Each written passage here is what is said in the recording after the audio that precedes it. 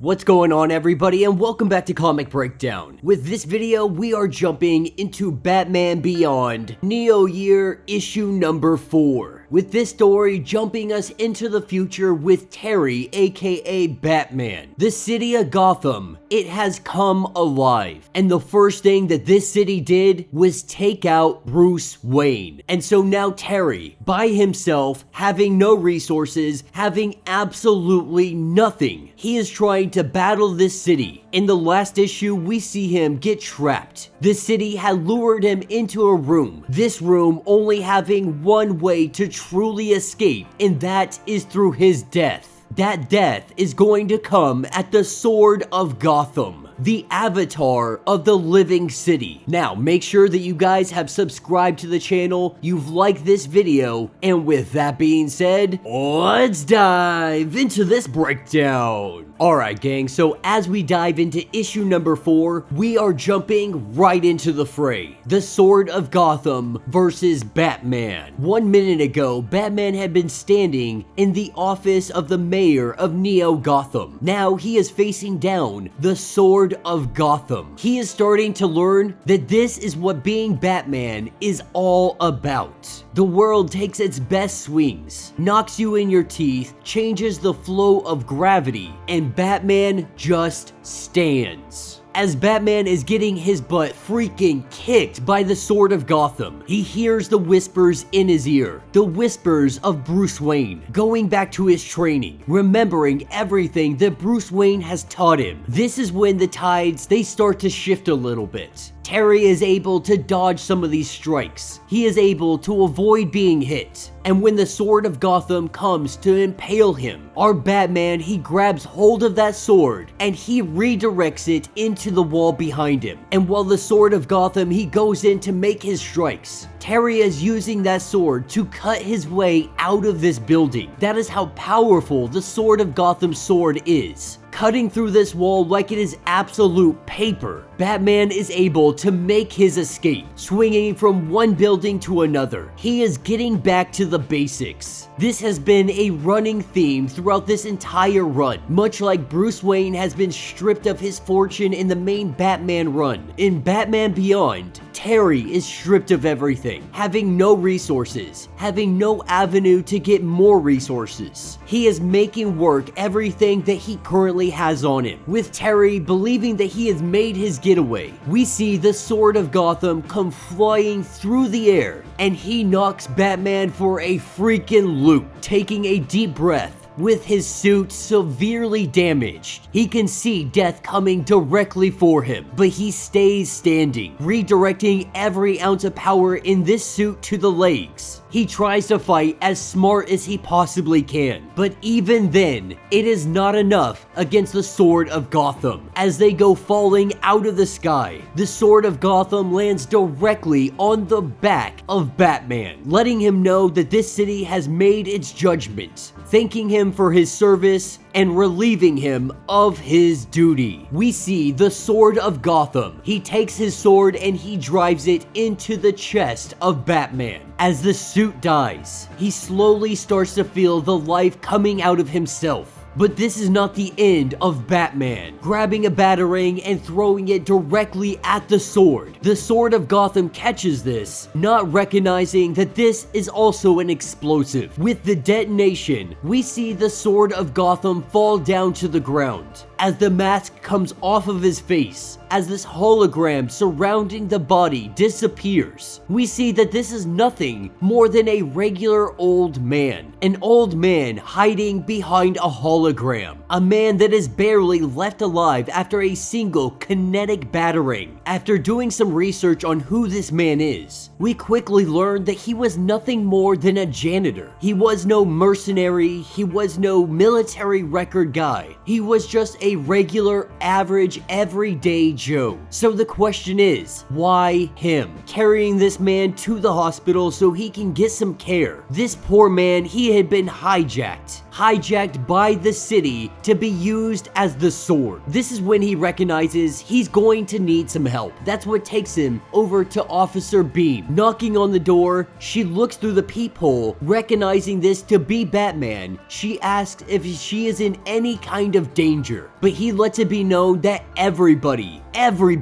is in danger. And at first, our officer, she is very standoffish. Right now, there is an arrest on-site warrant for Batman, but he wastes no time getting directly to the point, letting her know that there is a rogue AI that has dominated the entirety of Gotham's network, infrastructure, banking, communication, everything. And it is using some kind of hard light holographic technology. It made a 75-year-old man into a trained killer. It is responsible for the tower collapse, and it also killed Bruce Wayne, letting her know that it is taking everything for him to stay alive. The only problem is, if he goes down, so does the case. That is why he is here. He believes that the odds are stacked this much against him that he would come to Officer Beam for some kind of help. And that is when they hear a whisper. And the voice is saying to Officer Beam that it found him. And this is where we see the officer transformed. She turns in to the Sword of Gotham. And then the fight breaks out. Officer Beam, she was never a dirty cop. She was never involved in everything else that all the others were. She was one of the last good ones in Neo-gotham, which means if she can be taken over, that means anybody can be taken over. It also means that everyone in Gotham, they are all a threat, as Batman does everything he can just to stay on his feet. He has already taken one heck of a beating tonight. Taking this second beating is taking everything that he has. Finding one solid weak spot, he is only able to exploit it for a moment. That is before he gets knocked down the hallway. The Sword of Gotham has his number every step of the way. Taking this opportunity as he runs away, he takes that taser gun and he wraps it around his wrist, knowing that he cannot do any serious damage to the Sword of Gotham with it currently possessing Officer Beam.